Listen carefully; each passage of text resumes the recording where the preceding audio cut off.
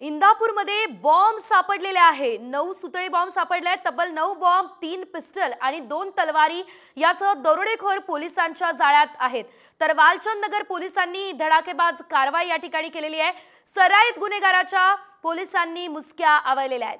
सुयश उर्फ तात्या सोमनाथ खोडके असं या आरोपीचं नाव आहे। याबाबत आता वालचंद नगर पोलिसात गुन्हा दाखल करण्याची प्रक्रिया सुरू करण्यात आलेली आहे। त्या दरम्यानचे दृश्य आपण बघतोय। 9 सुतळी बॉम्ब आणि 3 पिस्तूल जप्त करण्यात आले।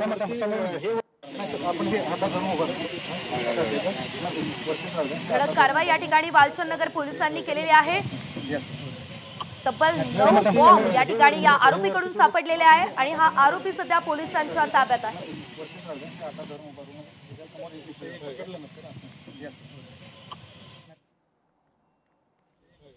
अधिकचे अपडेट घेऊयात आमचे प्रतिनिधी मंगेश कचरे यांच्याकडून।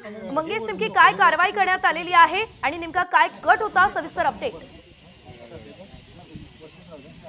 नक्कीच आज वालचंद नगर पोलीस स्टेशनच्या हद्दीमध्ये एक नव्हे दोन नव्हे तर एकूण 9 बॉम्ब आणि 3 पिस्तूल आणि 2 तलवारी असा